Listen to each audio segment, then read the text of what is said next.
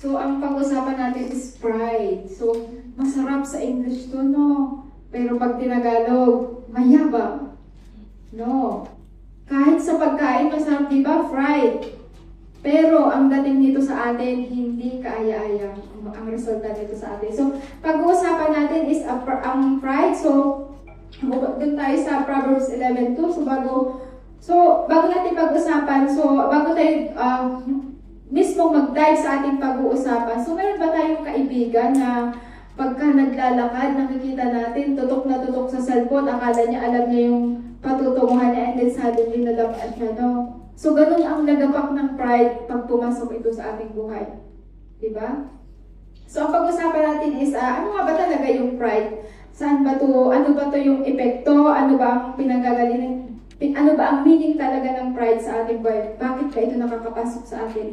Ang pride is a desire ito to be more important or attractive than others, failing to acknowledge the importance of others and excessive love of self. So, boasting, arrogance. So, wala kang nakikita kundi sarili mo lamang. Parang feeling mo mas mataas ka lagi sa iba. At kadalasan, iniisip din ng ganitong tao is mas mataas siya sa Diyos, mas may kakayahan ka sa Panginoon.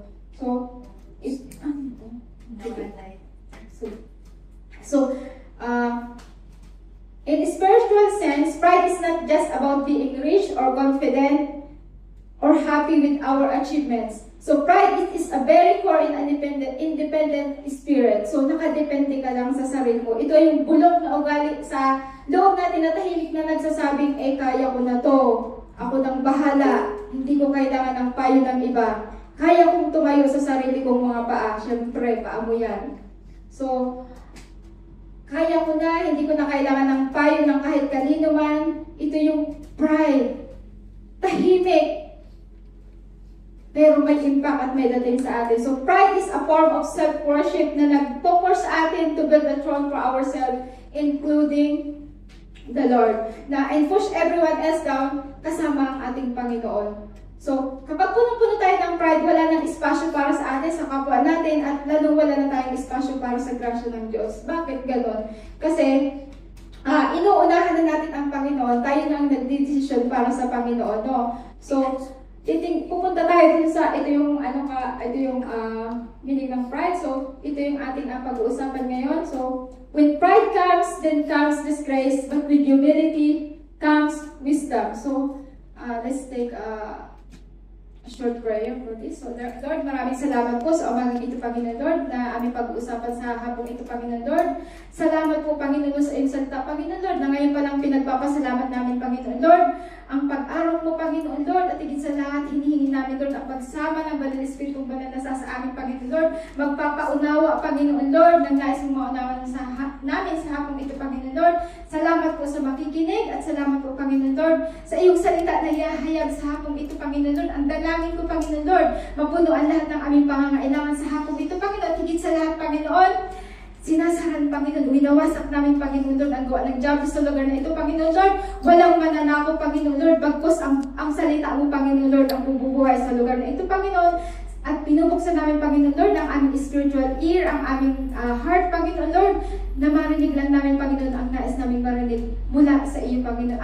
Ang gusto mong iparating sa amin mula sa iyo, Panginoon, sa hapong ito. Salamat po, Panginoon, sa hapong ito, Panginoon Lord, na ang dalangin ko, Panginoon Lord, na sa aming pakikinig, Panginoon Lord, samahan ako kami ng Diyos Espiritong Banal, ang siyang magpapaunawa sa aming Panginoon Lord. At salamat po sa hapong ito, Panginoon Lord, sa iyong salita at ihahayag. At Lord, narito po ako, Panginoon Lord, gamitin mo ako, Panginoon Lord, bilang messenger mo, Panginoon, na iyong salita, Panginoon. Sa hapong ito, itago mo po ako, Panginoon, sa iyong likuran, Panginoon Lord, upang makita ng Panginoon Lord ay ang kaluwalhatian mo, ang kapangyarihan mo, at hindi ang aking kahinaan, Panginoon, sa hapong ito. Salamat, Panginoon Lord, patuloy ka lang pinupuri, pinapasalamatan sa pangalan mo po aming Panginoong Jesus. Amen. So, para mas lalo nating, is everything okay? Yes. Para mas lalo nating makita tingnan muna natin si Haring Solomon ang sumulat ng aklat nito, di ba? Ang Proverbs. Siya nagsulat nito at ang sumulat, noong siya nagsimula pa lang sa paghahari, Solomon was extremely humble. So, Diba? Humingi siya ng karunungan sa Panginoon at ipinagkaloob naman sa kanya, naging tanyag siya, naging kung sa ano parang celebrity din siya, naging tanyag siya, mayaman, sa iba't ibang kung saan naging tanyag. At yun din ang naging dahilan. Kaya niya sinulat to para hindi na natin danasin. Kasi naranasan niya bilang isang hari kung paano yung magtagumpay at ang bumagsak. So, pero sa kabila ng kanyang katanyagan, ano ang nangyari kay Solomon sa huling bahagi ng kanyang buhay, di ba? Dito natin makikita yung matinding trahedya. Kinain si Haring Solomon ng sarili niyang tagumpay. He allowed his wealth, his foreign alliances, and thousands of wives to turn his heart away from God. Naging kampante siya, na porkihari siya, hindi na siya, exempted na siya sa batas ng Diyos. King Solomon wrote Proverbs not as our academic textbook only, but as a compilation of intense real life warnings sa atin. Hindi lang noon, kundi sa atin. He was writing his personal failure and regret. So ito isang babala tungkol sa atin na isa siyang hari na nakaras kung paano hatakin ang sariling pride niya. Kung paano siya hatakin pababa. So, sinulat niya ito para hindi lang sa generasyon noon, hindi lang noon, kundi para i-save tayo ang generasyon ngayon. I-save you and me. So, from making the same disastrous, matinding pagkakamali na nangyari. He wanted us to understand na walang level ng spiritual maturity or material success make us immune to the blinding trap of pride. Hindi tayo exempted. Kahit gaano ka pa katagal Kristiyano. Kasi parang DNA na to sa atin simula ng kinain ni Eva at ni Adan ang prutas. Diba? Hindi ko masabi ng sanas. Parang sinabi. So, prutas. Doon pa lang naghangad na silang maging Diyos. Pumasok na ang pride. At maging si Lucifer, diba? Dahil sa kanyang pipe, I will, diba? So, sino nakapanood ng Titanic movie? Di ba? So, noong 1912, yung RMS Titanic, di ba? Ito sa pinakamalaki, pinakamarangya, at pinakamatibay na barko sa buong mundo.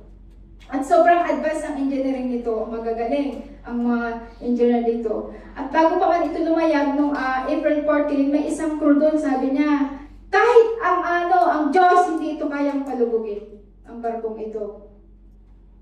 So, sobrang laki ng tiwala nila sa kanilang sarili. Sobrang tiwala nila. Sobrang yabang, sabi nga. So, pero nung gabi, nung April 14, habang naglalayag sila sa madilim na sa North Atlantic Ocean, nakatanggap si Captain Edward Smith ng 6 na sunod-sunod na warnings na mayroong malalaking iceberg sa ulan. Pero hindi sila nakinig at bagkos dire-diretso pa sila, mas pinabilis pa nila yung kanilang paglayag.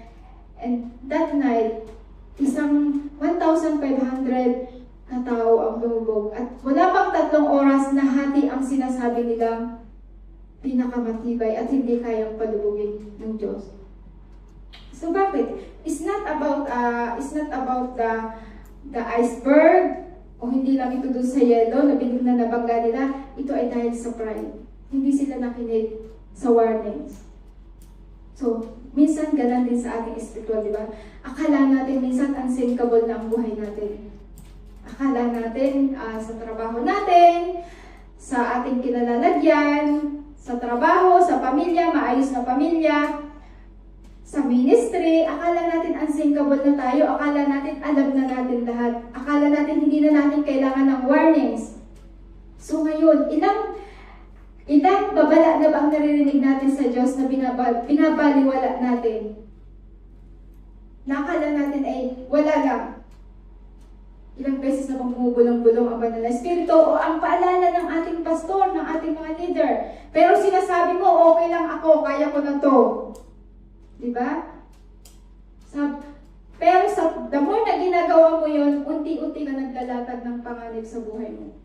Kasi akala natin, yung mga ganong simpleng sa mga simpleng bagay na akala natin wala lang, yung parang, ayaw kong magpa-pray kay pastor, ayaw kong magpa-pray kay leader.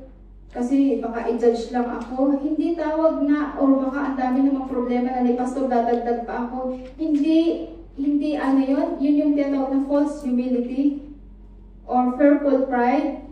Kasi natatakot ka na mapagalitan ka, natatakot ka na mapahiya kasi yun ang pag sinabi mo nga naman yung problema, syempre baka ikwento ka. So hindi siya ano na dapat, kaya nga andyan yung pastor mo, andyan yung mga leader, di ba? Regalo siya ng Diyos, sila ng Diyos sa atin. Spiritual covering natin sila, di ba? Sila ang nilagay sa atin para ituwid tayo, para maging cover natin. So, at huwag na nating hintayin na magkabangga-bangga pa tayo, magkagulo-gulo pa ang takbo ng ating buhay bago pa tayo makinig sa mga warnings, di ba? So umagang ito, so sasalamin natin ang ating buhay at syempre, handa na ba tayong babasag?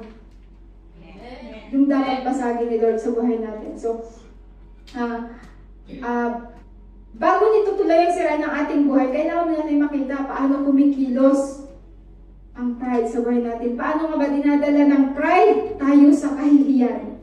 So ano ba yung unang ginagawa ng diablo para dalhin tayo sa kahihiyan ng pride? So una na doon is pride, di ba sabi doon, ito ay nagpapabulag ng ating puso. So pride brings disgrace nila. When pride comes, then comes disgrace. So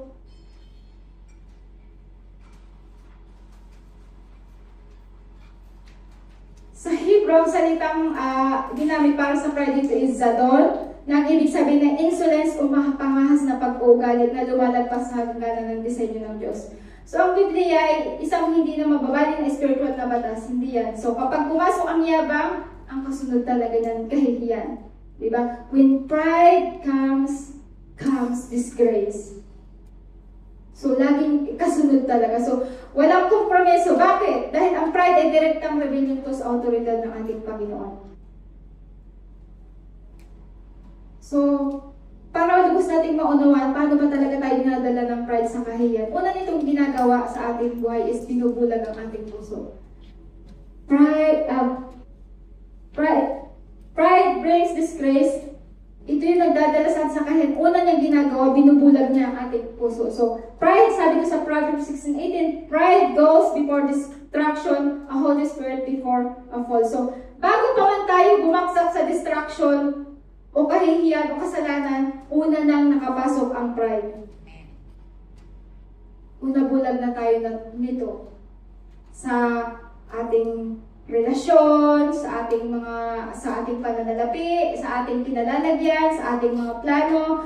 So, sa theology, ang pride ay tinuturing ito na ugat ng lahat ng mga kasalanan. Di ba mayroon tayong 7 deadliest sin? So, pero kung titingnan mo, yung pride, siya ang nagpo-promote ng anim pa, ng mga wrath, envy, di ba? Kasi kumakatawan siya sa lahat ng yan. Bakit? Dahil binubulag ng pride ang puso upang hindi niya makita ang katotohanan natin na spiritual na kalagayan. So, ang salitang bulag, syempre hindi naman yung literal kang bulag. Spiritual. Yung delusion. Delusion na, iniisip ng tao na, ng may pride na matuwid siya. Ligtas siya kung anong kinalalagyan na parang untouchable. Matibay ang pundasyon, ngunit ang totoo, bulag siya sa sarili niyan. Ano yung selective vision siya? Nakikita na lang yung mali ng iba, nakikita lang yung yabang ng iba, pero hindi niya makita yung yabang ng sarili niya. Diba? So, pride blinds us from seeing our sins and our desperate needs for a Savior. Amen. Amen. So, sa totoong buhay, may mga, alam niyo, para sa totoong buhay, di ba, may mga bulag sa sariling galing. Ano niyo sa Pilipinas, sa atin, mahilig tayo sa video okay, di ba, kumanta. Mahilig tayo sa video okay. Ang mga Pilipino, number 1 na, sa handaan, di ba? So, minsan maririnig mo eh sira yata tong ano na to, sira yata tong video okay na to, ang ganda-ganda naman ng boses ko, pero bakit 65 lang yung score ko? Sinisi mo pa, may multo yata dito, di na may pamulto, no? Pero, yung mga kapitbahay mo, ang sakit-sakit na ng tenga, pero feeling mo si Regine Velasquez ka pa or si Gary Valenciano sa pagkanta. Ganun ang, hindi mo nakikita, ang tao ka pride, hindi niya nakikita ang sarili niya. Feeling niya, magaling siya.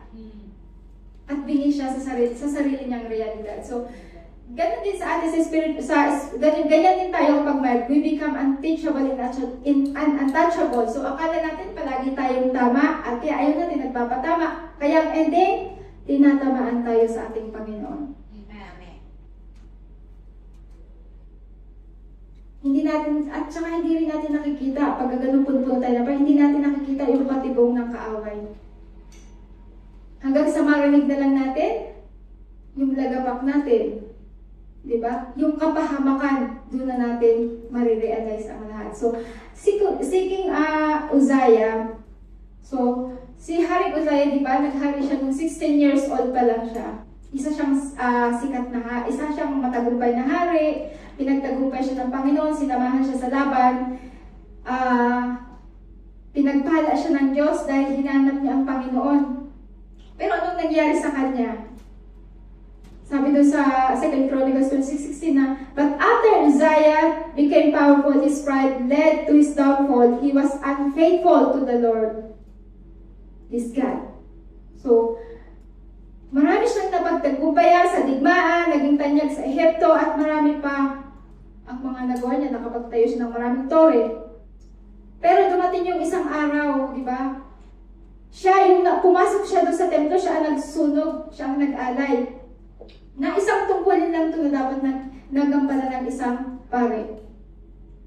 So, inano siya, kinumpronta siya ng 80 sacerdote, 80 ng mga pare doon, nagalit. Pero ang anong reaksyon niya? Nagalit siya, hindi siya nagpakumbaba, nagalit siya, nagtantrum siya. Feeling niya dahil hari siya kasi, kaya niya nang gawin, okay lang sa kanya na pumasok sa templo, nilagpasan niya ang kautosan ng Panginoon. Dahil alam naman ng lahat, nating lahat na ang pwede lang that time na pumasok sa templo ng Panginoon ay ang mga pare.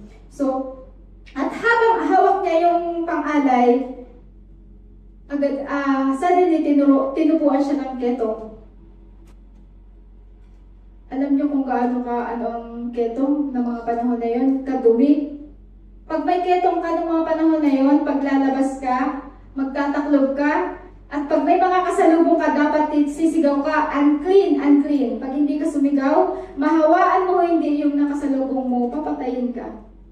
So isang hari na tanyag, isang tinitigalang hari, ang daming na pagtagumpayan, then suddenly, inilabas, ibinukod. Bawal lang pumasok sa templo habang buhay hanggang siya mamatay. It is a self-deception that pride consumes you na parang akala mo accept na tayo sa batas ng Diyos pag mayroon ka nito. Pag ikaw tinamaan, pag dumating ito sa buhay mo. So ang ating Panginoong Jesus, ang tunay na hari ng mga hari, may-ari, lumikha sa atin, di ba? Ngunit anong ginawa niya? Sabi niya, di ba? Bagamat siya, bagamat siya na Diyos, hinubad niya ang kanyang pagka-Diyos at pumantay sa atin. Ganun siya nagpakumbaba sa atin. Hindi siya nagpilit na maging kapantay ng Diyos nung nandito siya sa lupa. Sa halip kusa niyang hinubad ang kanyang kadakilaan, nag-anyong alipin at naging tao. Pride wants to ascend the throne. Jesus descended to the manger and the cross. So, kung walang pagpapakumbaba ng ating Panginoong Jesus sa cross upang bayaran ang ating mga kasalanan, lahat tayo ay mamamatay sa kahihiyan, sa spiritual na kahihiyan o karamdaman na hindi natin namamalayan, iniiwasan na rin pala tayo ng marami dahil sa ating pride. And don't wait for it to happen sa ating mga kapatid. Huwag na natin hintayin na ang pagbagsak. Binibigyan tayo ng example, meron tayong mga ehemplo, di ba, kagaya ni Haring Solomon. na ini-encourage tayo, nagpapahayag upang tayo ay i-save this generation. So, we must siyasatin natin ang puso. Ngayon habang nandito tayo, baka kasi mismo sa tayo, meron tayo dito, meron tayong nabubulagan tayo sa sitwasyon sa ating buhay, sa ating kinalalagyan, sa ating trabaho, sa ating relasyon sa ating pamilya, maging sa church. So, kapag ba pinapaalalahanan tayo, dapat ba ang sagot ba natin, sige, gagawin ko po, susunod po ako, I try my best, or sino ka ba para pagsabihan ako? So, wag nating hintayin na Diyos ang magpabagsak sa atin bago tayo magising. Lumapit tayo lagi sa ating Panginoong Jesus, ibaba natin ang ating mga tuhod, at hingin natin ang kanyang habag. So, at ang pride, hindi yan natatapos na bubulagin ka na yan, aalingasaw yan. Siyempre, hindi lang pwedeng yung puso mo lang ang aatakihin yan. Lalabas yan, siyempre. Kasunod nito, marami itong wawasakin. Wawasakin ito lahat ng nakapaligid sa atin. Wawasakin ito lahat ng may connection sa atin. Connection sa pamilya, connection sa kaibigan, sa trabaho minsan, sa pastor, sa leader, sa kapatiran, sa church, di ba? At higit sa lahat, sa ating Panginoon, lumalayo tayo sa Panginoon. It moves from dividing the heart to breaking our connection. So, pride breaks relationships. So, sabi na sa Proverbs 30:10, where there is strife, there is pride. But wisdom is found in those who take advice. So, yung salitang stripe dyan, hindi yung stripe ng zebra. Hindi yun. Black and white, pero minsan, ganun din tayo. Black, and minsan nagwa-white. So, pwede naman kasi na, stripe is nangangahulugan ng matinding paghahaway o hidwaan o debate. So, napakalinaw dito na kung saan may away, mayroon ding hindi pagkakaunawan. So, siguradong may pride na nakasawsaw doon. Sigurado yun. Kasi bakit? Pansinin nyo sa mga relasyon, di ba? Pwede namang magpatawaran. Di ba? Pero, hindi naman yung sitwasyon yung problema, kundi yung ego, ayaw matapakan. Ay, tama ako. Ay, tama ka nga. Bakit ako hihingi ng tawad sa kanya? O, di ba? Hindi naman yung relasyon, hindi naman yung problema, hindi yung sitwasyon, kundi yung pride na mayroon sa buhay ng isang tao. Yun yung nakakawasak ng relasyon. Kasi siyang ultimate relationship breaker. Tagasira, tagawasak. So, at itong dahilan kung bakit ang tao may pride, hindi humingi ng tawad, talagang ipagpipilitan talaga niyan. Naku, hindi ko siya mapapatawad hanggat ako'y nabubuhay. Naku. Hindi niya makakamtan ng kapatawaran mula sa akin. Ganun kalala ang pride, di ba? So, ganun niya winawasak ang hindi lang sa pamilya, hindi lang sa mag-asawa, hindi lang minsan sa trabaho din natin, di ba? Yung napagalitan tayo ng amo natin. Ay, sige, terminate ko na ako, ma'am. O, di ba? Hindi ba pride yun? Mali ka, mag-sorry ka. Wala namang masama.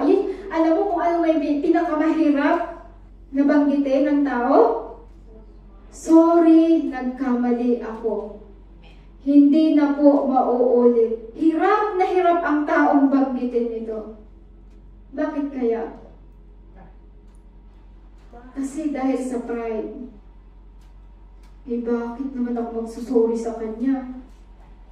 Diba? Bakit ako magpapatubig sa kanya? Mas magaling ako sa kanya. O diba? So, tandaan natin na hindi namatay ang ating Panginoong Jesus sa krus para iligtas at tubusin lang tayo. Kundi patawarin tayo sa ating mga kasalanan. So, nakakahiya naman sa Panginoon na tayo hindi natin kayang magpatawad sa mga nakasakit sa atin. Diba? Simpleng natapakan ka lang, nagsorry na, hindi mo pa patawarin. Ang Panginoong Jesus, napako sa cross. Ibinubo ang dugo para sa iyo. tayo. Nagtamo ng maraming latay. And yet, andun yung humility. Diba? Sabi niya sa mga nanakit sa kanya doon, patawarin mo sila, Ama, dahil sapagkat hindi nila alam ang kanilang ginagawa. So kung hindi natin kaya magpatawad, isa itong malaking insulto sa ginawa ng ating Panginoong Jesus sa cross. Simple, sorry po. Diba? Minsan naman nasasabi natin, pero out of mouth. So, kasi minsan, mas mahalaga kasi sa atin yung mukha natin yung ano ba naman yung mukha, diba? Taas noo, ako'y Pilipino. Diba? Pantay na mukha, dapat, kailangan, importante sa kanyang mukha. At ang ego kaysa sa kapayapaan ng relasyon. Ang hirap lunukin, no? Wala namang yun, pero ang hirap lunukin ng pride, no? So, ako sa akin mga kapatid, i-share ko to because kasi ako mismo naranasan ko ang ganitong pag-uugali. Sabi ko sa inyo, bago ako naging Kristiyano, I was full of myself. I was prideful. Ang daming nanakit sa akin in the past, ang daming umabuso sa akin. Lahat yun, hindi ako nagpatawad. Ang dami, from 11 years old, hanggang magka-anak ako. Namatayan ako ng isang anak. So, dumanas ako sa matinding pang-aabuso mentally, physically, and emotionally. So, nung pag-alis ko ng Pilipinas, nang pumunta ako ng ibang bansa, unang alis ko sa Dubai ako pumunta. Hindi yun pag-alis para ang focus ko magtrabaho. Ang focus ko, gusto ko tumakas. At gusto kong patunayan sa kanila na ako ang sinaktan nyo. Magbabalik ako. At dumating ako sa points, mga kapatid, na sinabi ko na sana maranasan nyo rin ang ginawa nyo sa akin. Hindi ko kayo mapapatawad. Yun talaga ang binitawan mong salta. Umuwi ako ng Pilipinas, nakarating ako ng Hong Kong, nandito pa rin ako sa Hong Kong. That time, galit na galit ako, sobrang galit ko. Pero alam mo ba kung ano yung naging resulta ng mga yan sa akin? Dahil ma-pride ako, ayaw ko magpatawad. Doon may mga lumalapit na sa akin, napatawarin na ako. Hindi ko kayo mapapatawad kasi ang sakit ng ginawa niyo sa akin. Napakasakit. Pero alam niyo ba kung ano nangyari sa akin? Hindi naman naging maayos ang buhay ko. Dumating nga ako sa point talaga na dinala ako ng Diyos sa point na talaga na I want to kill myself. Nandun ako sa point na talagang gusto ko nang tapusin ang buhay ko kasi hirap na hirap ako. Hindi ko kasi nakikita yung resulta na gusto ko na mangyari din sa kanila. So hirap, ako yung nagdudusa, hirap na hirap ako, hindi ako makatulog. Kaya nga, dumating ako sa point na gusto ko nang tapusin ang buhay ko. And God is so good. Kasi, His love reached me before I reached Him. So, nang mga moment na yon, nung mga pinaplano ko na yun, actually hindi plano, pinaghandaan ko talagang araw na yun, na I want to end my life. Today, walang makakapigil. Actually, that is the third time nang mahanap ako ng Panginoon na pinaplano kong putulin kitilin ang sarili kong buhay. That is the third time. And then, God show His mercy sa akin. Hindi prideful ako, hindi ako mapagpatawad, sobrang sakit, nandun na lahat, ang nararamdaman ko, galit na galit ako. At natagpuan ako ng Panginoon sa ganun kong sitwasyon. Pero napakabuti ng Diyos, nakapagpatawad ako, nakalaya ako doon. Amen. At yun ang nagagawa ng pride.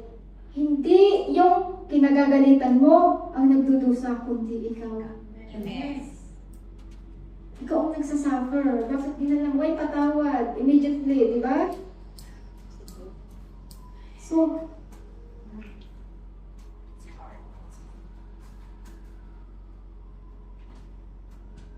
kasi ang sabi nga ni John Stott, sabi niya dun pride is the gateway to isolation. It builds walls to keep people out and to the end. It traps us inside our own prison of loneliness. So, Yan mismo yung naranasan ko sa buhay ko mga kapatid na nung ayaw ko magpatawad, nagtayo ako ng mga pader. Lumayo ako sa pamilya ko, kasi galit din ako sa pamilya ko, lumayo ako sa lahat ng tao, inilayo ko sarili ko, kahit sarili kong anak, na isakripisyo ko, iniwan ko eh. So, galit ako sa lahat, nag-build ako ng barrier, nag-build ako ng pader, ayaw kong kumonekta sa kanila, kasi akala ko kaya kong protektahan ang sarili ko. Pero ang totoo, ikinulong ko pala ang sarili ko sa lungkot at galit.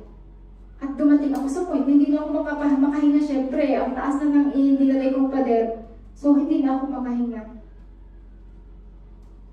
So, pride values being right over being connected. It destroys what love spends a lifetime trying to build. Tingnan nyo yung mga relasyon, di ba? 20 years. Pag sa mga, hindi lang sa OFW, sa Pilipinas din, di ba? Parang is a normal.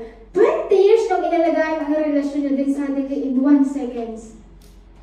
2 seconds, 3 seconds. Isang salita lang, maghiwalay na tayo. O diba? Nasaan ang 20 years? Ang tagal mong inalagaan ng relasyon din suddenly. Ganon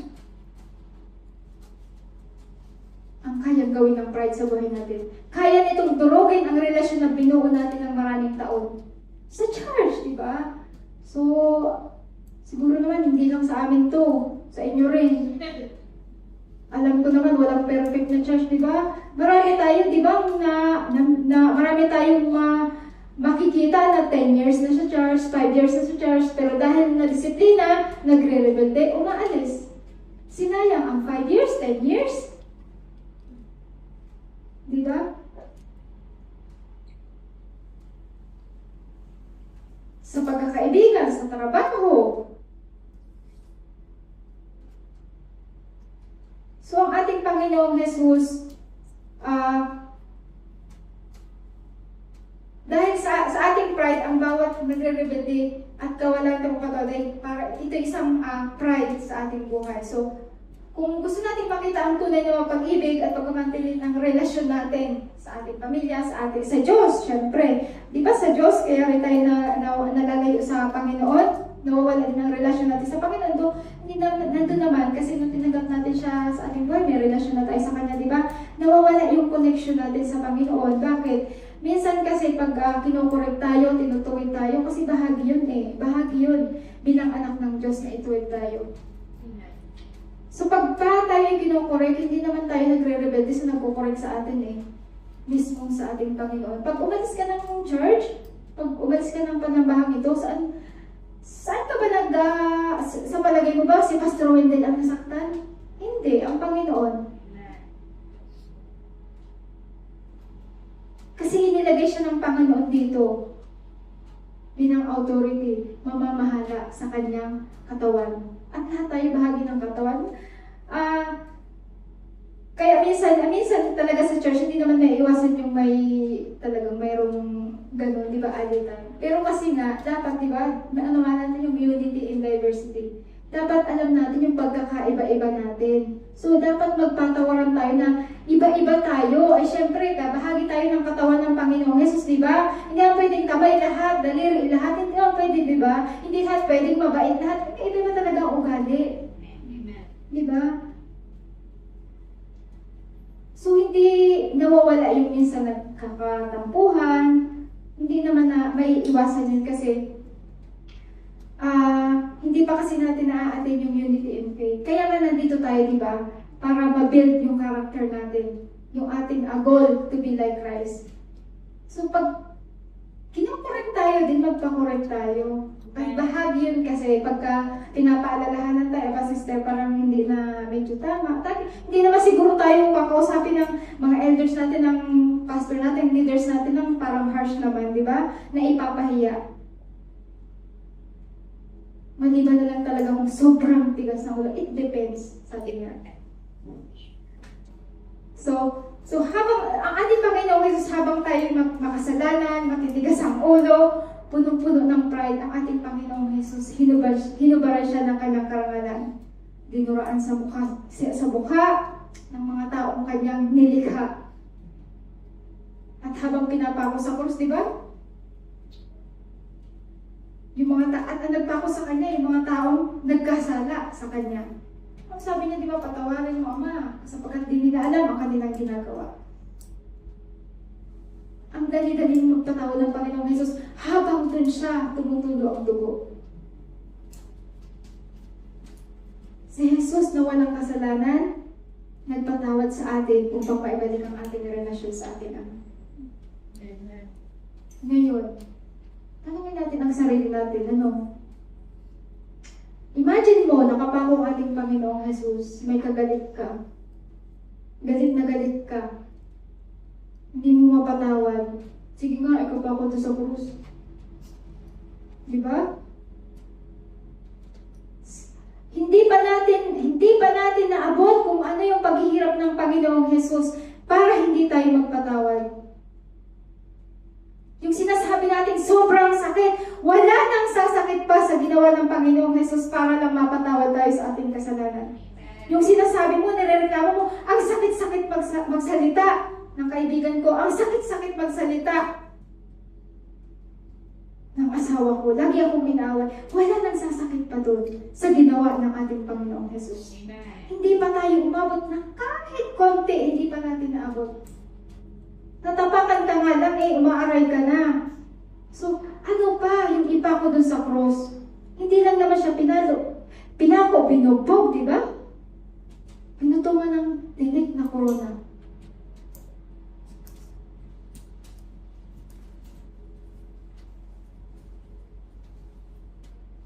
Si Jesus na nagpatawad sa iyo na paulit-ulit na nagkakasala tayo sa Kanya.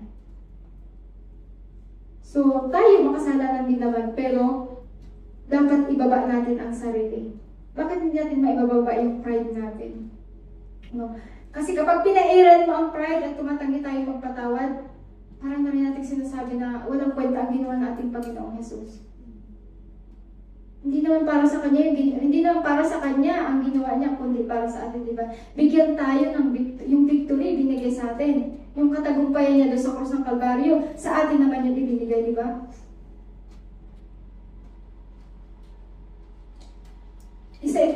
Kasi pride is luxury none of us can afford this. It charges interest in the currency of broken relationship. Napakalaki ng singil, mga kapatid, ng pride. Katulad ni Haring Solomon, dinala siya sa punto ng buhay niya na matinding kawalan ng kapayapaan, di ba? Sa pamagitan ng pagsisimula, ng mga kaaway laban sa kanyang kaharian. At walang record na nirestore siya ng Diyos, pero mababasa natin sa Ecclesiastes, di ba, na kung paano siya nanangis, kung paano siya nagsisi. Sabi niya, all is vanity. Meaningless, all is meaningless. Di ba? At sa huli, pinayuhan tayo na mahalagang tungkulin natin na matakot sa Diyos at sundin ang kanyang batas, ang kanyang kautusan. So, kapatid, mahal ang pride. Huwag na natin hintayin matulad pa tayo kay Solomon. Ang daming nawala sa kanya. Kayamanan, kasikatan. Ang pride, kapalit nito pagkawasak ng ating sarili natin ang nawawasak Connection sa Diyos, sa pamilya, nawawalan tayo ng totoong kaibigan, at higit sa lahat, lumalayo tayo sa presensya ng ating Panginoon. Kapag pinili natin ang pride, sa huli, mananalo ka naman sa argumento, syempre. Pero, mag-isa ka naman sa buhay. Dahil iniwan mo ang lahat ng tao na may connection sa'yo. Nanalo ka naman, pero hanggang kailan? Huwag nating hayaan, mga kapatid, na lamunin ng pride ang ating buhay. Pagpatawad tayo, ngayon na. Diba? Dahil ang Panginoong Jesus ay nagpatawad sa iyo. Kung nasasaktan ka sa mga oras na ito, magpatawad ka. Look unto Jesus. Anong ginawa niya para sa atin? Ngayon, nakita natin kung gaano kapait, kabilis at kapanganib ang bunga ng pride, syempre. Nagdadala ito ng pinubulag ang ating puso, at higit sa lahat, na nakakasira ng relasyon or connection natin sa ating kapwa, sa ating Diyos. At purihin ang Diyos. Salamat sa Diyos, napakabuti niya. Diba? Hindi niya tayo iniwan sa ating pride. Palagi siyang nag-o-offer ng panibagong buhay. He is God of restoration. Lagi siya nag-o-open ng bagong pintuan para sa atin.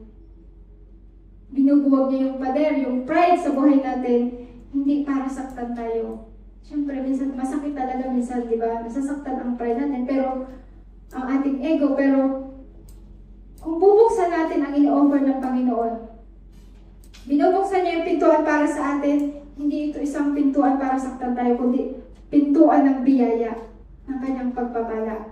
So, ang pagbabalik loob at pagpapakumbaba, laging ino-offer sa atin ng Panginoon. Hindi naman niya tayo iniiwan ng ganun-ganun na lang, di ba? Laging tayo lang ang nangiiwan. Amen? Amen. Never niya tayong iniwan na nakasadla. Pilit-pilit siya laging nag-o-offer ng pintuan, bagong pintuan, no way for us. So, kung ang pride ay nagdadala ng kahihiyan, mayroong isang banal at alternatibong pintuan na binubuksan ng ating Panginoon para sa atin.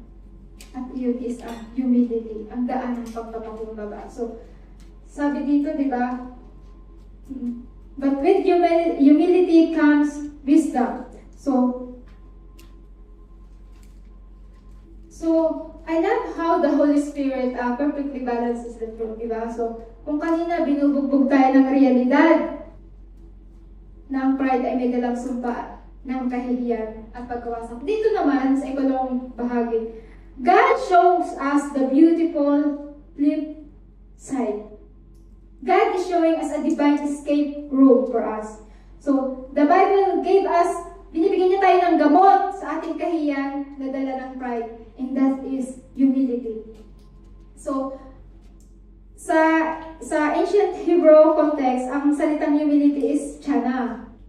So, sa modernong diksyonaryo, kapag sinabing humility, ang madalas na iniisip ng tao, ito is kahinaan. Ito ay isang kahinaan. So, ito yung akala natin, humble tayo, no? Ikaw yung taong walang kibo, nakayuko. Ito yung pananaw ng mundo sa isang, sa humility, yung kababaan, yung para sa mundo, ito isang kahinaan na yung parang wala kang kibo, mabait ka, nahihiya ka, laging nakayuko, boses mabait kung magsalita, at hinahayaan mo lang na tapak-tapakan ka ng mundo. Yun yung pananaw ng mundo. Pero sa atin, no, that is not a biblical humility. That is a personality trait. O kaya naman minsan nahihiya ka lang. So, true biblical humility is not thinking less of yourself. Hindi ito yung mababa ang tingin mo sa sarili mo. Kundi, yung hindi ka mismo nakasentro sa sarili mo. Yung, it is thinking of yourself less. Meron ka pa rin oras para tumingin sa ibang tao.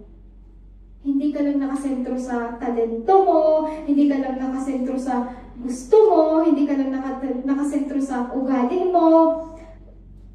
Wala kang masyadong focus sa sarili mo. It is thinking of yourself less. Interesado ka pa rin sa kapakanan ng iba. Concerned ka pa rin, nandun pa rin yung pagmamahal mo sa iba, nasa paligid mo. It is knowing that tayo ay galing lang sa dust. Yet you are deeply loved by our Creator. At kapag pinili natin lumakad sa landas ng pagpapakumbaba, doon pa lang bababa na yung karunungan, yung wisdom mula sa ating Panginoon. At pag nagkaroon tayo ng karunungan mula sa ating Diyos, ito ang magdadala sa atin para tayo ay makorek. Kaya na tayo makorek. Leads to correction. Sabi dun sa Proverbs 12:1, whoever loves discipline loves knowledge, but whoever hates correction is stupid. Oh, sakit naman. Stupid. So, kung halimbawa ako ang nagsalita niyan, no? Halimbawa ako ako nagsalita niyan. Siyempre, binasa ko. Ako nagsalita, binasa ko ha. So, halimbawa ako nagsalita niyan. Nagsalitang stupid dito. Ay malamang, hoy, Pastor Wendell, yung inimbitahan mo, nagmumura. Minumura kami. Ay mag-ano kayo, magpipetition kayo. Siyempre, napakabastos naman ang preacher na inimbitahan mo. Sinabihan kami na kami ay tan-GA. But contextually, it is the raw inspired word of God. Siya ang nagsabi niyan. Bakit ganun bagsik ang Panginoon sa evaluation ng Diyos? Ang evaluation niya sa tao ayaw magpatama. Ano? Because kasi ang person na proud who rejects correction, kapag tinutuwid na, pinagsasabihan na, binibigyan na ng warning, pero diretso pa rin, sino matatawag na? Tan-GA, stupid, sabi ni Lord. Diba? Bakit? Kasi pinagsasabihan ka na, binibigyan ka na ng warning, ilang beses ka nang kinokorek, ayaw mo pa rin, hala, bira, diretso, go. Pagkapahaba ka na ang naging dulo. Yun ang sinasabing Tan-GA. Ayaw makinig. Foolish, sabi nga. Nakikinig, pero hindi sumusunod. Diba? Yung dalawang klase ng tao, foolish and wise. Pinagsasabihan, hindi nakikinig. Nakikinig, pero hindi sumusunod. Humility is ito yung nag-iisang susi para ma-unlock ang teachable spirit sa ating buhay. So, ang tao may humility, yung may mapapagkumbaba ng puso, alam niya yung limitasyon. Na kahit ilang beses niya lang nabasa ang Biblia, kahit memorize mo na yung copyrights, lahat na dictionary, memorize mo na lahat, alam niya pa rin sa sarili niya, ina-accept niya pa rin, ina-acknowledge niya pa rin na mayroon pa rin blind spots sa buhay niya. Alam niya pa rin na may kulang pa, mayroon pa siyang gustong malaman, may nais pa siyang malaman, na hindi pa siya kumpleto.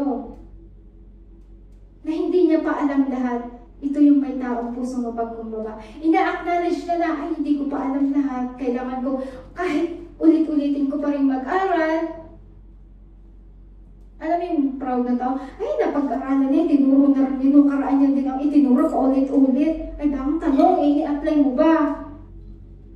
Ulit-ulit na lang si pastor, yan na lang lagi yung team.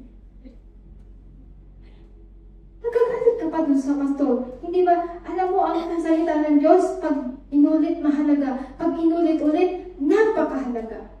Amen.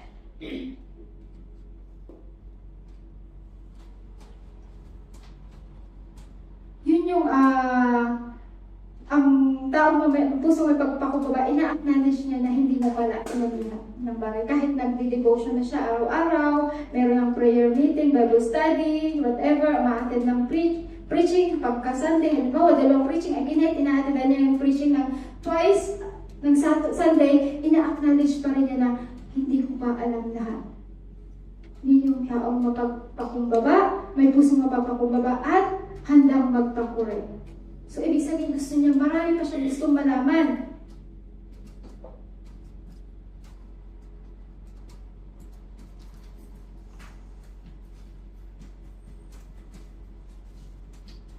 So, si King David, no? Si King David is isang, di ba sa 2 Samuel? So, isa siyang standard ng humble response to correction ang ating si Haring David. So, alam natin lahat ang background ni Haring David, di ba? Siya yung may pinaka-absolute peak of his power. He was military genius, sikat na hari, mayaman, wealthy beyond imagination. Ngunit sa gitna ng tagumpay, ay nadula siya. Di ba? He committed adultery at nasundan pa. The cold-blooded murder of Uriah, ang asawa ni Bathsheba. Pinapatay niya sa battlefield. For a whole year, David kept this a secret. He was living double life, nag-aalay, nananalangin. Parang tayo, di ba? Double, divided. Sabi nga. Nagsisimba, nag-aalay siya ng sakripisyo, umaakto siyang banal. Habang sa likod nito may tinatago pala siyang kasalanan. At his pride was keeping him from repenting. But look at God's mercy. Pinadala niya ngayon si Propeta Nathan sa kanya. Di ba?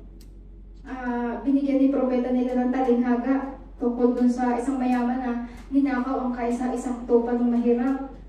So, alam natin na si David is isa siyang pastol, di ba? David, being a former shepherd, ay, kumugulo yung dugo niya sa galit. Sabi niya, di ba, the man who did this must die. Sabi ni Nathan, and you are the man. Tingnan natin yung intense ng moment na yun. Di ba? Isang kumpas ng ni David, pwede niyang ipapatay si Nathan, kagaya ng ginawa niya kay Uriah. Pwede niyang papagutan ng ulo, itapon, walang nakakaalam. Parang kagaya ng ginawa ni Uzziah, di ba? Nagtantrum siya, nagalit. Pero si David, pwede niya rin ipagawa ni Haring David to. But how did David respond? He didn't make excuses. Walang excuses na naganap. Hindi niya sinabi na, aba Nathan, bakit ako? Alam mo namang dito ang bahay ko sa taas, bahay siya ba? Bakit siya doon siya naligo? Hindi na siya nag-atubili, wala na siyang, no excuses!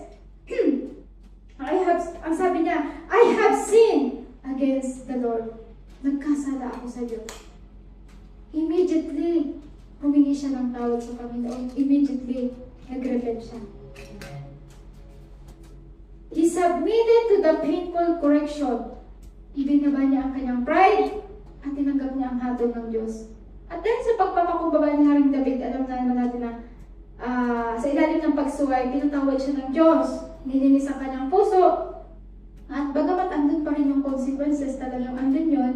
So, pero yung relasyon niya sa ating Diyos ay ganap na naibalik.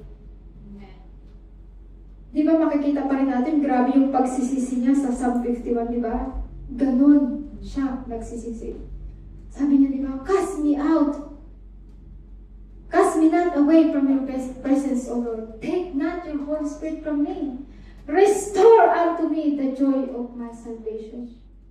Di ba? Ganon siya nagsisisi sa kanyang kasalanan. Ayaw niyang malayo sa Diyos. Bakit nagawa ni David yung pagpapakumbaba na gano'n? Because David's heart was just a shadow of the ultimate submissive heart that was to come, which is our Lord Jesus Christ. Ang ating Panginoong Jesus, He is perfect, flawless, completely holy, and just. Siya ang author ng kanyang kautusan.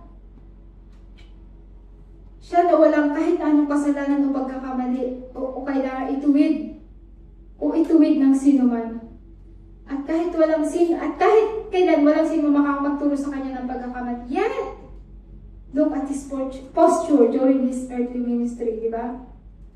Sabi niya, though he was, he learned obedience from what he suffered. Nagpasakop ang ating Panginoong Jesus completely sa disiplina ng kanyang Ama para sa kanyang banal na plano para sa atin. Nagpasakop siya. Hindi nagrebelde ang ating Panginoong Jesus.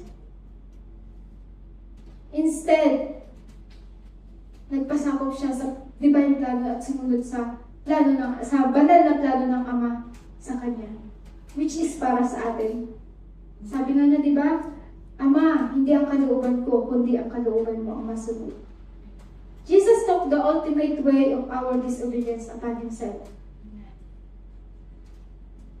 At kapag tinatanggap natin, di ba, ang ating Panginoong Jesus at yung kanyang banal na Espiritu na nananahan sa atin, nang tinanggap natin siya, nasa atin ang banal na Espiritu, di ba? Yun ang bumabasag sa ating matigas at unteachable na puso. So, kung walang ating Panginoong Jesus, our default setting is always rebellion against correction. But when Jesus rules our life, He grants you a soft and tender heart. isang puso na hindi nagmamatigas kapag tinutuwid ang salita ng Diyos. Diba? Kasi ano yung banal na espiritu eh. Kaso tayo lang talaga yung nagmamatigas, ayaw nating sumunod. So when we allow the Holy Spirit break our pride, so we can be corrected. Siyempre pag hinayaan natin ang banal na espiritu na magtutuwid sa atin, i-break yung pride na meron tayo. So, may tutuwid niya tayo. Kasi pag hindi natin inalabasagin yung pride sa atin, hindi naman talaga tayo magpapakorek, lagi tayong tama. So, hindi tayo pinababayaan ng Diyos. Siyempre, when we can be corrected, pero hindi tayo pinababayaan ng Diyos, nakahadusay sa dumi ng ating pagsisisi. Hindi lang tayong, pinatawad na kita, pwede ka ng dyan ka na lang. Hindi ganun ang ating Panginoon. There is an immutable spiritual gravitation sa kaharian ng langit. So, ang sino bang handang bumaba at magpakumbaba sa harap ng ating Panginoon, He will catch the attention of God. So, out of brokenness of correction, sa pamamagitan ng pagtutuwid, God begins make a story of exaltation. Dahil ang humility brings wisdom, at pag tinatanggap mo ang karunungan mula sa ating Diyos, itataas ka ng ating Panginoon. Ito ang magdadala sa iyo upang ikaw ay maitaas. Amen. So, it leads to honor. So, sabi doon sa Proverbs 15:33, wisdom's instruction is to fear the Lord, and humility comes before honor. So, the economy of God's kingdom is a total paradox to the system of this world, di ba? So, ito isang binaliktad na mundo. Sa labas ng pintuan ng church na to, pag lumabas ka dito, kung gusto mong umangat yung sarili mo, gusto mong mapansin ka ng amo mo, kung gusto mong ikaw ang sikat, kung gusto mong ikaw ang itinataas, you have to blow your own horn. Kailangan mong ibenta ang, di ba? Kailangan mong magpasikat. Kailangan mong magyabang. Kailangan mong ipamalita kung anong meron ka. At kung kailangan mong mangapak ng tao para lang ikaw ang maitaas. Yun ang realidad sa mundo. The world teaches us to self-exalt to reach ang pinakamataas, the peak. Pero sa ating Panginoon, it is completely flips the script. Ang sabi dito, humility comes before honor. Sa batas ng Diyos, may tamang pagkakasunod-sunod. God is God of order. Remember? Hindi pwedeng nauuna yung honor bago yung humility. Kailangan mo munang magpakumbaba, bago ka itaas ng Panginoon. We cannot bypass humility and expect nandun ka agad sa honor. Hindi ka pwedeng umakyat agad sa bundok nang hindi ka dumadaan sa patag. Siyempre. Diba? So, God's way up is always down. Kung sino ang nagmamadaling, tingnan nyo, kung sino ang nagmamadaling umangat, siya lagi yung nilalaman. Pansin natin sa mundo, diba? Kung sino yung talagang punong-puno ng pagmamahal sa sarili, gusto niya, aangat siya agad, pero ang ending, diba, kahihiyan ang sinasapit. Kahihiyan sa Diyos. Diba maraming Kristiyano, mas pinipili ang fame, mas pinipili yung love of money, pero ang ending, diba, iniiwan ang Diyos para doon. At nag-aasam sila na maitaas sila. God's way up is always down. So, kung sino ang nagmamadaling magpakaangat, siya ang lalamon ng kahiyan. But the person who deliberately chooses to lower himself, the hand of God will personally exhort him to true honor. Ang kamay ng Diyos mismo ang mag-aakay sa iyo upang ikaw ay maitaas. Sabi nga ni John Calvin, so it is only when we are emptied our own praise and self-righteousness that we can be filled with the true honor that comes from God. Ibig sabihin nito, hanggat hindi mo binababa ang sarili mo, hanggat hindi mo makakamtan kailanman ang tunay na karangalan mula sa ating Diyos. Hanggat hindi ka nagpapakumbaba sa harap ng Diyos, hanggat hindi mo sinusuko ang buhay mo sa Diyos. Bakit? Kasi masasayang lang pagka ibinigay sa'yo na punong-puno ka ng sarili mo, masasayang lang. Kasi gagamitin mo rin sa sariling kapamaraanan. At nakakalungkot na maraming Kristiyano ang ganyan, di ba? Punong-puno ng kanyang sarili. Punong-puno kung, paano ka masasalina ng karunungan kung punong-puno ka ng karunungan na galing sa mundo? Paano ka sasalina ng karunungan ng Diyos kung ikaw punong-puno ng karunungan galing sa mundo? Pag sinalinan ka ng Panginoon, nasasayang. Kaya nga pagka ikaw punong-puno ka sa sarili mo, nakikinig ka ng salita, nasasayang lang naman yung narinig, hindi mo kasi ina-apply. Kasi meron kang sariling karunungan ayon sa pananaw mo at hindi sa pananaw ng Panginoon. Kaya nasasayang. Nasasayang yung postura mo, nasasayang yung pagpaplano mo na pupunta ka ng church. Meron ka namang sariling gusto. Hindi mo rin naman i-apply ang pinakitigot mo sinasabi, huwag ka nang pumunta. Kasi ang Diyos nagtatrabaho yan eh. Kahit bulag tayo, minsan nagtatrabaho ang Panginoon, hindi niya tayo hakayaan. Amen. Amen. Tumabagal ang proseso, but God is good.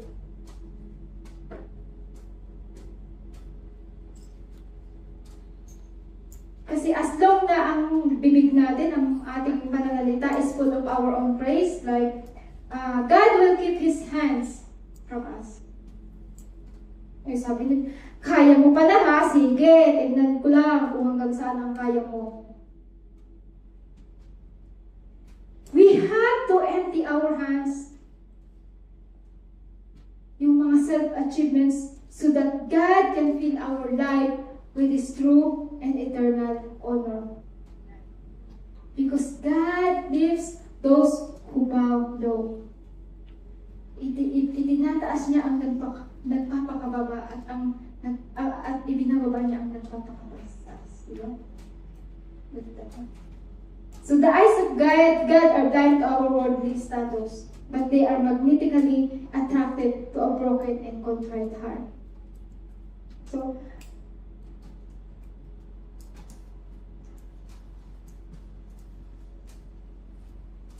ang Panginoon, ang Diyos Ama, God exalted Jesus to the highest place and gave Him the name that is above every name, di ba? So, si Jesus na siyang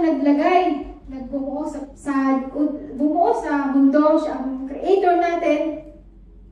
Siya na sinasamba ng milyon-milyong anghel sa langit, kung saan ang kalsada ay purong ginto, bumaba sa mundong ito, punong-puno ng alikabok at dumi. Nakaisa sa atin. He didn't just become a man. Naging servant siya. Hindi siya namatay sa normal na pagkamatay na nararanasan ng tao. He died the most shameful, agonizing, and disgraceful death for us. He took the lowest place possible sa buong mundo. Pumasok siya sa pinakamalalim na hukay ng kahiyan para sa atin. Pero anong ginawa ng Ama sa Kanya? Therefore God exalted Him to the highest place. Dahil kusa siyang bumaba sa pinakamababang dumi. Itinaas siya ng Ama sa pinakamataas ng. God exalted Him to the highest place. Jesus achieved ultimate honor through ultimate humility. In the spiritual, tayo naman nakupo sa kanang bahagi ng ating Panginoon Jesus, di ba? Nasa atin na yung tagumpay. Tagumpay na tayo eh, binigay na sa atin eh. Pero ano pa yung hinahanap nating success? Tagumpay. Di ba?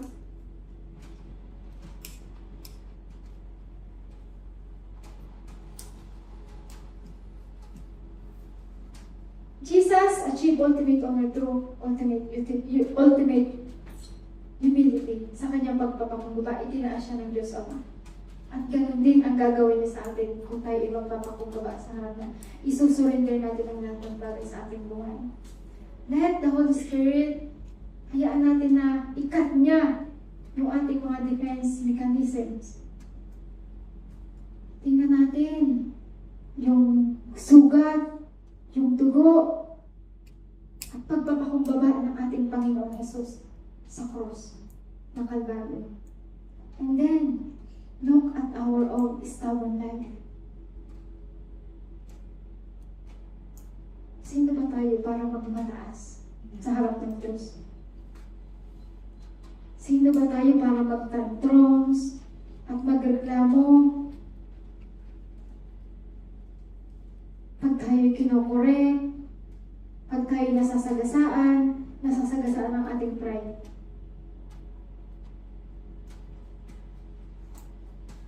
Nakalimutan na ba natin na ang Panginoon mismo, hinugasan niya ang maduduming paa ng mga mangingisda? Ganun siya nagpakababa dito sa lupa. God opposes the proud but shows favor to the humble. So ang opposes, syempre ang opposes is, ito yung military term that means to line up in a battle for formation against the enemy.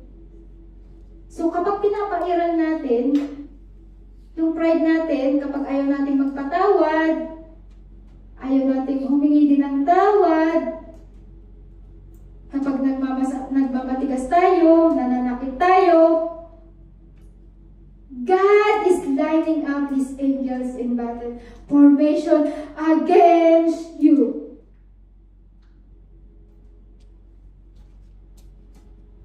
At ang pinakamahirap siguro, ito yung pinakamahirap mabuhay sa mundong ating kinalalagyan. Kung mismo ang Diyos na lumikha sa iyo ang kalaban mo. Wala nang hihirap ka doon. Pag ang Diyos ang kumalaban sa iyo. Kaya mga kapatid, bitawan natin yung mga pride na mayroon tayo. Matuto tayong magpatawad. Inspect our hearts. Examine our hearts. Saang area ba ng buhay mo sa mga oras na ito ang kailangang bumaba ating Panginoong Jesus upang basagin ang pride mo? Is it in your marriage? Is it in your family? Sa trabaho? Sa church? Ito ba yung mga past resentment mo? Or is it in your ministry? Kung saan kailangan mong matutong sumunod, magpasakop sa mga nakakasakop sa'yo, na itinalaga ng Diyos para ituwid ka. Bitawan na natin at ibaba natin yung pagiging prideful natin. Bow low under the mighty hand of God. Kasi doon papasok yung karunungan mula sa ating Diyos. Humility opens the way. At yung karunungan na yun ang magiging ilaw natin para sa ating daan.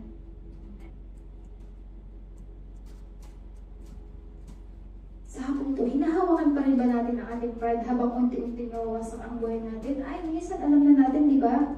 Na nawawasak pero patuloy pa rin tayo. Maging honest tayo sa umagang ito. Nobody wakes up in this morning na gustong masira ang buhay. Siyempre, meron ba? Wala. Meron bang gumising na gusto mo? Siyempre, nagpapasalamat pa nga tayo, di ba? We don't plan to fail also. We just allow pride to slowly steer our ship, ang ating buhay. At ang hindi natin alam, dahan-dahan na pala tayong dinadala ng pride sa gitna ng bagyo. Sa gitna lang sakuna sa ating buhay ng problema. If we want to save ourselves, families, relationship, sa Panginoon, we need to brace ourselves. Pagbulay-bulayan natin ang ginawa ng ating Panginoong Jesus, kung paano niya tayo pinatawad, kung paano siya nagpakumbaba para sa atin, kung paano niya ibinaba ang sarili para sa atin.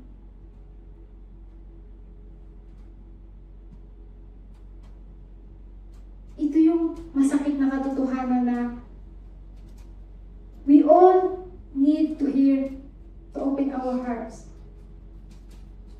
na ang pride talaga nakakawasak expensive, it costs relationship. Nagugulag tayo. Sa hapong ito, ay sa umagang ito, we have come to an end of our message. But this is exactly where our response begins na ngayong araw, God clearly show us, pinakita sa atin ng Panginoong Jesus, yung 200. Nakita natin ang kung paano tayo babagsak sa pamamagitan ng pride, kung paano tayo dadalhin ito sa kahiyan, binubulag tayo nito, at higit sa lahat, winawasak ang ating relasyon, ang ating connection. Truly, pride is expensive. It costs relationship at hindi natin ito mababayaran. Kaya mo bang bayaran ang mga nawasak na relasyon? Hindi. It costs relationship. But praise God! Dahil hindi niya tayo iniwan, di ba, sa ating pagkawasak. He offered us a better way. Humility opens the way, wisdom lights the path. Ngayon, the big question and challenge sa ating mga kapatid. Aling bahagi ba ng buhay natin, buhay mo, ang kailangang baguhin at kailangang ibabasag natin sa ating Panginoon. We cannot hold unto Jesus with one hand while the other is holding unto your pride. We cannot do that. Otherwise, mahahati ka. Hati ang lahat. Hati ang puso mo, hati ang attention mo, hati ang connection mo. Sa hapon, baka ngayon sa mga oras na ito, ngayon na tayo tinatawag ng Panginoon para magpatawad. At balikan natin ang sitwasyon natin sa buhay na hindi natin napapatawad dahil sa mga pride na mayroon tayo. Sabihin natin sa kanila, sorry, patawad, nagmataas ako, mali ako. Masakit, minsan, di ba, nasasaktan ng pride? Pero it is time to change, mga kapatid. Let God break it for us. Mas mabuti nang mabasag yung pride natin habang maaga pa ngayon sa paan ng ating Panginoong Jesus, kaysa mawasak ang buhay natin na panghabang buhay. Always look at the cross. Si Jesus na walang kasalanan nagpakumbaba sa atin. Para sa iyo at para sa akin. If we feel conviction from the Holy Spirit right now, huwag nating patigasin ang ating puso. Hayaan natin na basagin, hayaan natin na arukin niya ang ating puso, ang ating isipan. This is our absolute surrender to our God. Ibigay natin lahat ng kabigatan. Ibigay natin yung mga bagay na hindi natin kontrol, na nagpapabigat sa atin. Ibigay natin yung mga nagiging dahilan para hindi tayo magpakumbaba sa harap ng Diyos. Let us bow our head and talk to God right now, mga kapatid. Arukin natin. Panalangin tayo. Hingin natin at isurrender natin sa Panginoon. Awitan natin ng Panginoon.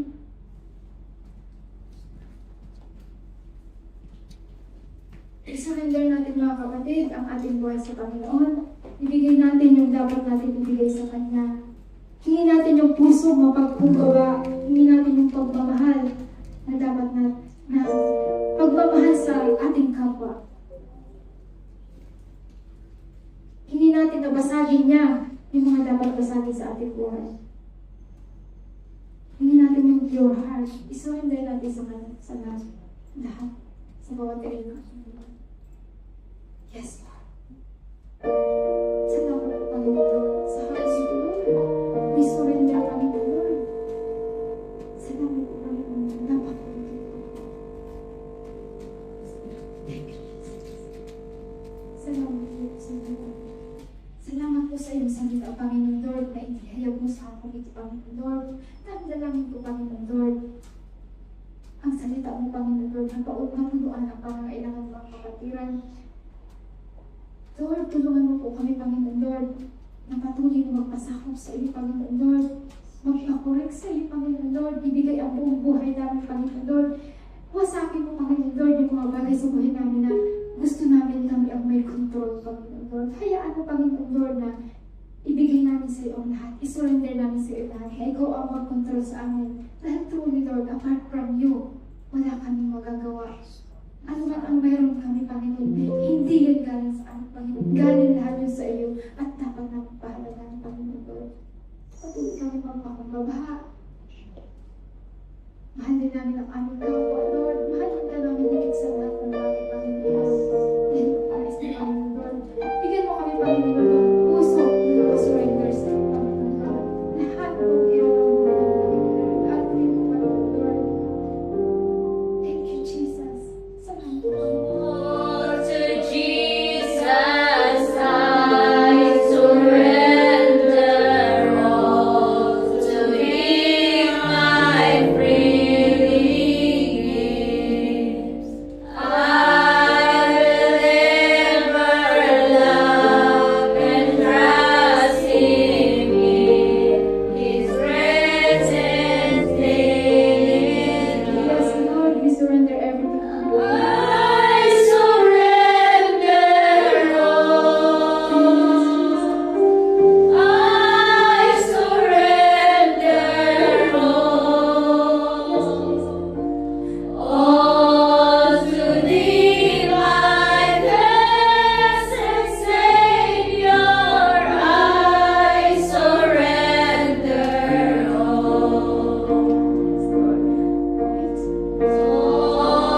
Jesus, I surrender humbly at His feet I bow. Pressure of forsaken, take me, Jesus, take me now. I surrender all. I surrender all to Thee, my blessed Savior. I surrender all to Jesus. I surrender. Make me Savior, holy time.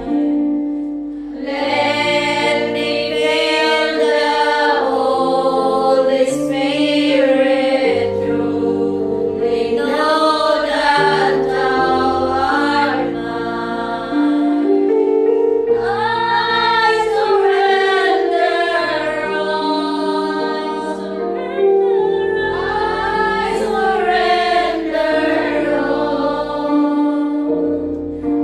all to Thee, my blessed Savior. I surrender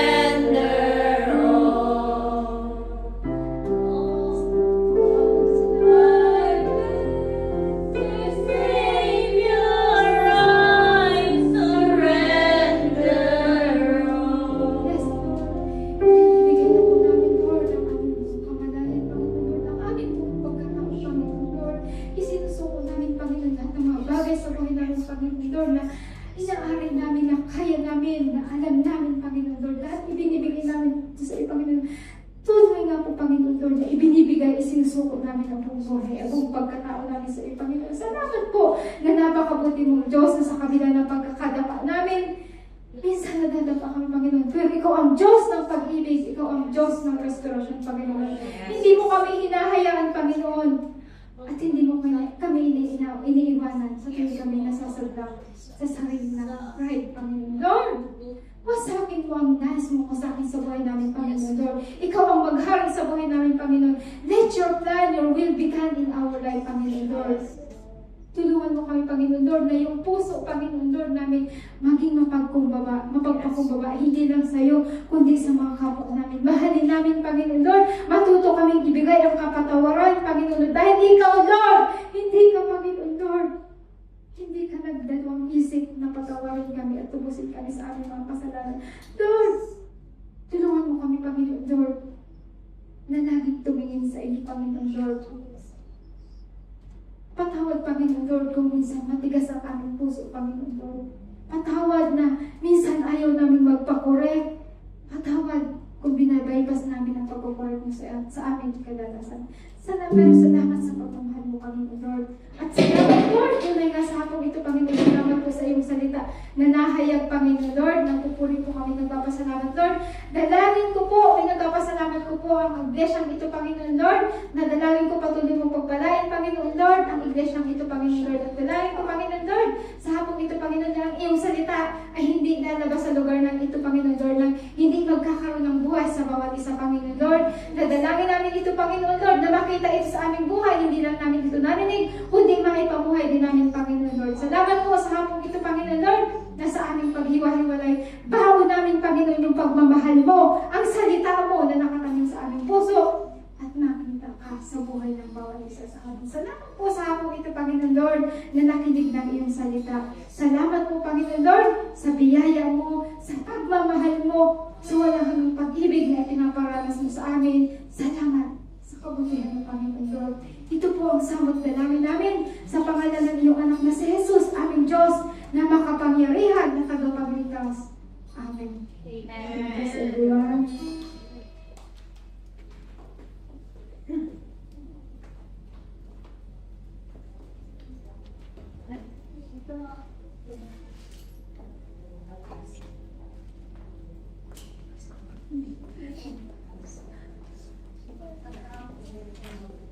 Amen.